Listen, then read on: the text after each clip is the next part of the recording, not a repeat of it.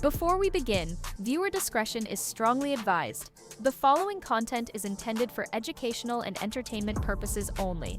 What you're about to hear is the verbatim federal courtroom testimony from the trial of Sean Diddy Combs, as reported by Inner City Press. Picture this, a silent federal courtroom packed with reporters. The bailiff calls out the name, Samuel L. Jackson. The legendary actor steps into the witness box, not to quote lines from his iconic roles, but to deliver testimony that could blow the lid off a scandal involving two of the most powerful men in black entertainment. Sean Diddy Combs stands trial for an alleged criminal enterprise involving sex trafficking and intimidation. Meanwhile, comedian and media mogul Steve Harvey is being accused of enabling a culture that helped keep the operation under wraps. Jackson's testimony draws connections between Diddy's alleged actions and the controversial relationship with Lori Harvey, Steve Harvey's daughter. It also touches on fresh civil suits threatening Steve Harvey's empire and reveals a disturbing pattern of bullying that Jackson claims goes back years, decades in the making. The next 20 minutes capture every seismic moment from Samuel L. Jackson's first sworn statement to explosive phone logs and a secret body cam video that detonates like a grenade in the gallery. By the time the gavel falls, reputations, and perhaps even freedom, hang in the balance. Samuel L. Jackson was never supposed to be anywhere near the witness stand. From the start of the Combs-Harvey racketeering and obstruction trial, the courtroom drama had centered around music executives, bodyguards, and a rotating cast of traumatized ex-partners. But on the 8th morning of testimony, a sealed subpoena, quietly requested by federal prosecutors, was unsealed, and into the courtroom stepped the man whose gravel-rich voice has sold more box office tickets than anyone else. Samuel L. Jackson. Live reporters expected a few colorful anecdotes or perhaps a brief comment on industry culture. What they received instead was a 45-minute chronological map, an explosive narrative linking Steve Harvey's social climbing, Sean Diddy Combs' unchecked dominance, and the commodification of young black women under the polite euphemism of mentoring. Jackson began by explaining why he even had these so-called receipts, literal emails, DMs, and texts.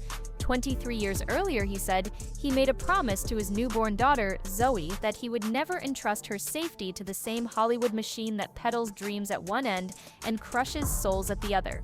That vow turned him into a quiet archivist. Over the years, he collected whispers, stored screenshots, and built a private timeline of who did what to whom, all in a bid to protect his child from the revolving door predators who hid behind producer credits like Armor. In 2018, Jackson testified. An assistant on the set of Shaft handed him a USB drive after a closed-set night shoot in Brooklyn. Inside was a short audio file of Steve Harvey's voice, coaching Lori Harvey through what Jackson called a high-value etiquette package. In the clip, Steve is heard saying, "Always remember, a mogul is never your boyfriend, he's your board of directors." At first, Jackson assumed it was just cynical, fatherly advice. But a month later, another file arrived, this time from a Bad Boy Entertainment studio engineer.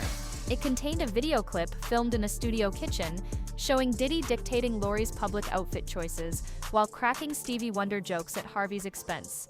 Recognizing a pattern he'd seen dismantle half a dozen protégés before, Jackson began flagging the material by date and cross-referencing it with private jet flight logs.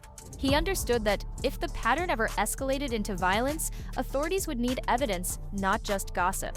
So on the stand, he laid it out. One damning exhibit showed Steve Harvey forwarding Diddy a non-disclosure agreement template labeled Lifestyle Partnership Jackson, then played a voice memo in which Diddy referred to Lori as the green room retainer fee.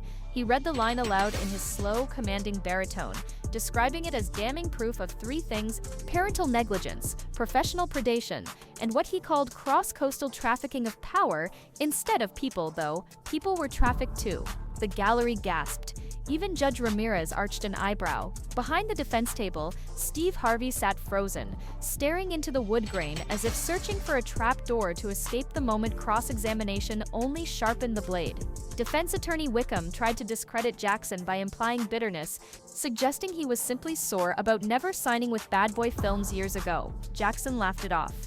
"Sir, I turned down that cameo because the script required me to slap a 21-year-old intern. Turns out, the director just changed the scene to real life." The jury chuckled, and the judge allowed the remark to stand when Wickham pressed further, accusing Jackson of parroting internet rumors. Samuel dropped one last bombshell, an encrypted signal chat from a senior Harvey staffer bragging, "This Lorepuff link is going to buy another decade of goodwill with the Family Man audience." The courtroom fell silent. Moments later, the morning recess bell rang, sounding more like a fire alarm. After lunch, prosecutors asked Jackson to explain the 8-step grooming ladder he'd referenced in earlier interviews. Jackson nodded and retrieved a leather-bound notebook he called the Red Ledger. A habit, he said, began back in 1993 while filming Jurassic Park. Step 1, he explained, was access via admiration, when an older gatekeeper identifies a talented, often vulnerable youngster and publicly praises them, treating them like a living trophy. Step 2 was co-branding, turning that admiration into marketable intimacy. Jackson continued outlining the grooming ladder with methodical precision. Step 3, he explained, was exclusivity, the moment when parental figures morph into managers and begin cutting off external ties. Phone numbers vanish quietly. Friends from before are phased out. He mapped each step directly onto Lori Harvey's timeline. First came a 2017 radio segment on the Steve Harvey Morning Show, where Harvey lavishly praised Diddy as the blueprint for Black entrepreneurship. Just 6 weeks later, Lori's modeling schedule was mysteriously cleared. Jackson testified so she could shadow Bad Boy staff in Los Angeles. "That's your step 2, he said, the co-branding phase in full swing."